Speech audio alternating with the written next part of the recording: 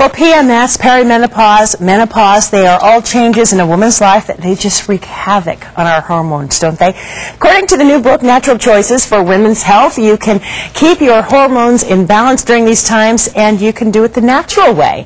Natural Choices author Dr. Laurie Steelsmith is here to tell us how to do this. You studied at Bastyr University, right here at home. I did. And so we're talking about natural things that we can do to help us take care of our bodies. Let's start off with this whole notion of symptoms that women have, not even notions. We have some women, very severe symptoms from PMS, menopause, perimenopause. Are you focusing on women who have severe symptoms or really any women? Really, all women.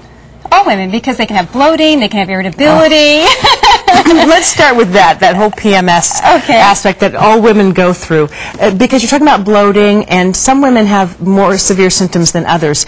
What's going on with our body that all of these things are happening? What's happening is that the liver is not breaking down estrogen very well, and so it results in too much estrogen compared to progesterone. So what we want to focus on is helping the liver to break down that estrogen so that you don't have the bloating, you don't have the crabbiness, you don't have the symptoms of breast tenderness and the symptoms of irritability. Yeah. And you say that these are symptoms that can be alleviated altogether, or at least minimized, by 4 simple steps. So what are those things? Those 4 simple steps are exercise, avoid caffeine. That's the hard one. Vitamin B6, it actually acts as a diuretic and it helps to break down the estrogen, and also cruciferous vegetables. And you're talking about these kinds of vegetables? Exactly. Some are obvious: broccoli, cauliflower, broccoli sprouts. And what is this one? What is this? Vitamin B6. And that these can help significantly or even alleviate, you say? Absolutely. They can help the liver to break down that estrogen and help it to escort it out of your body. I'm curious, how many servings a week? Servings a week, I would at least include 1 serving each day if you really want to incorporate it. And the broccoli sprouts in particular are very effective at helping to break down estrogen.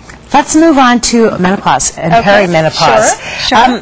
What are some of the things that women can do to keep their hormones from really getting out of whack? Okay. Now, when the ovaries start to go through their career change, I say that the adrenals, the adrenals and the thyroid really pick up where the ovaries left off. So we really want to support the adrenal glands, and we can do that with tyrosine. We can do that. What is tyrosine? Tyrosine is an amino acid, and it helps with mood.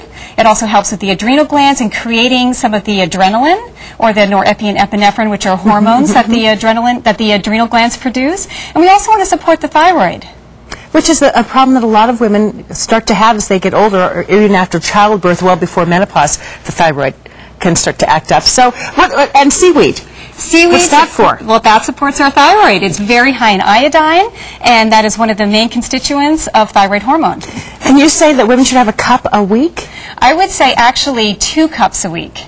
That's a lot of seaweed. That's a lot of seaweed. What might we put that in to get in the 2 cups a week? This is hijiki seaweed, and you can cook it up and then mix it in with brown rice, and it makes a wonderful rice dish. You can also mix it in with your steamed vegetables, which is wonderful. And then this here is nori, and nori we use for sushi. Yes, for sushi. We use it for sushi. Exactly. I have some sushi a couple days a week. Exactly. Okay, and then what are these for?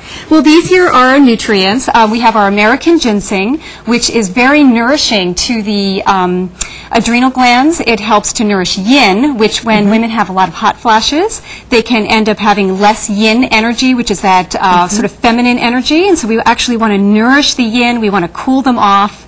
And that brings us then to our cooling foods, because hot flashes are actually the result of too much heat in the body. So these are for people actually going through menopause? Yes. Right? Okay, so cooling foods do what? They cool us off. Exactly. So we would want to have our watermelon, we want to have our cucumber, and we want to stay away from our ginger, our cayenne pepper, and ladies, we want to stay away from our coffee as well. Which is interesting, because some of those things are actually good for heart health, but once you reach menopause, you need to change your diet. You change your diet. Because your body's changing. Exactly. It's fascinating. There's so much more that we can't get into, but you can actually meet Dr. Steelsmith. She's going to be at Border Books in Redmond tonight at 7 o'clock talking all about this, and we appreciate your time this morning. Thanks so much. Thank you, too. Okay, hey.